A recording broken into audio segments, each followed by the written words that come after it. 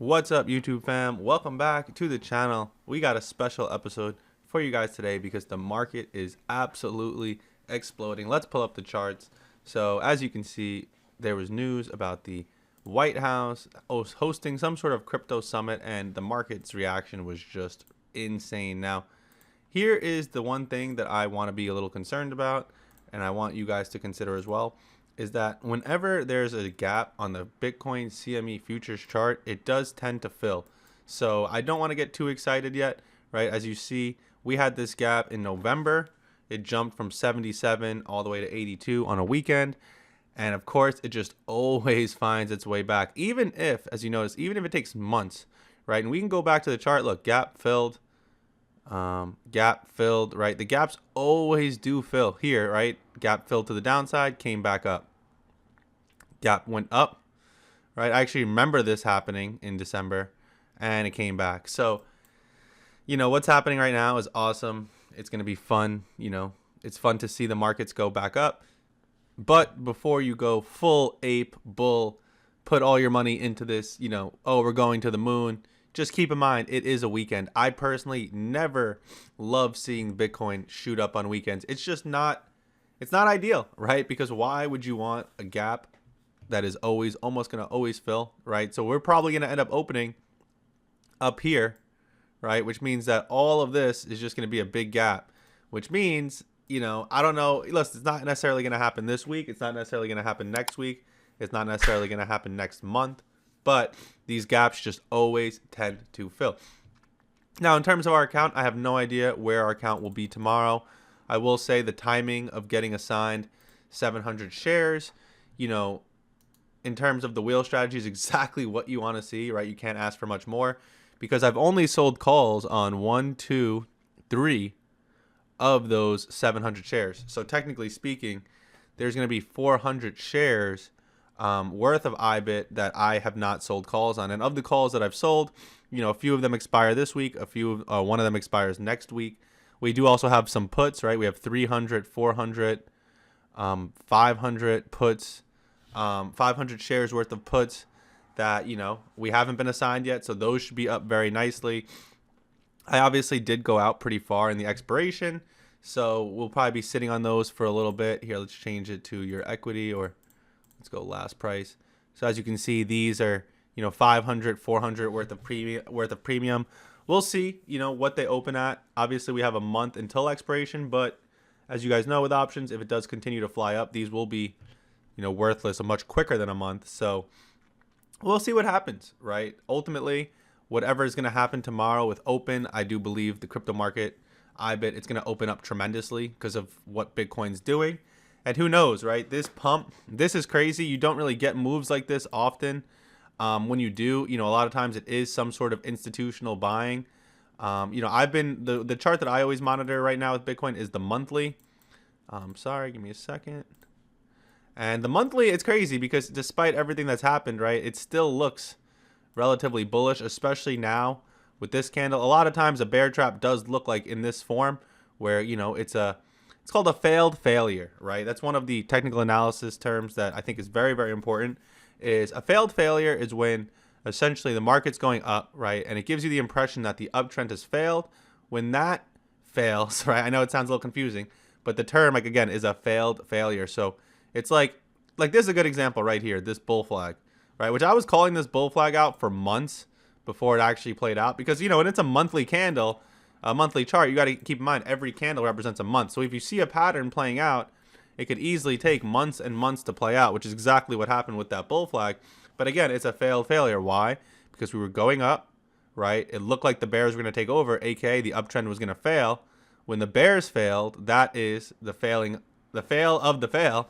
Again, it sounds very confusing, but it's a lot simpler when you think about it on a chart. Really simple is just when, the opposing side, right? So if it's a bear market, when it looks like the bulls are going to take over, and then they fail, that's when it's time to go short. And when it's a bull market and it looks like the bears are going to take over and then they fail, that's when it's time to go long. So just by looking at the monthly, it looks very good. Obviously, it's the start. I think March typically is a bullish month.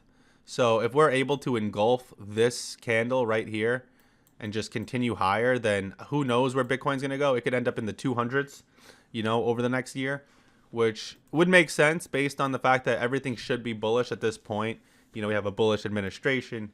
We have world peace talks, just a lot of innovation on the horizon.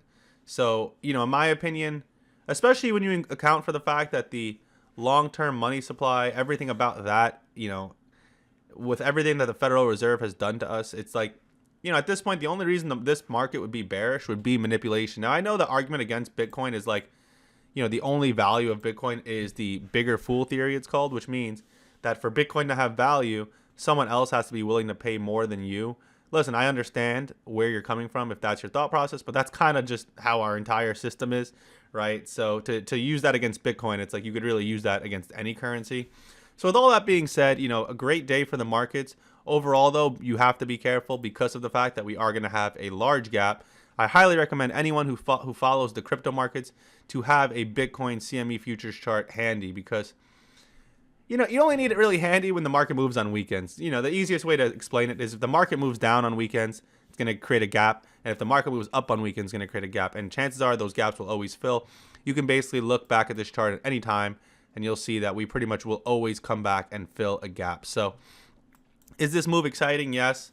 But, I intend to sell some covered calls tomorrow because I'm not 100% sold that we're going to go straight to the moon. Truthfully, again, I would have rather see this on a Monday. That would have made me a lot happier.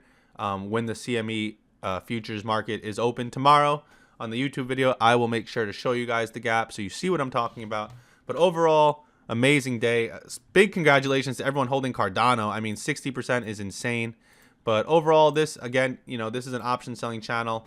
I can imagine that this news is going to reflect in the NASDAQ as well. So I can imagine our TQQQ positions will be doing well.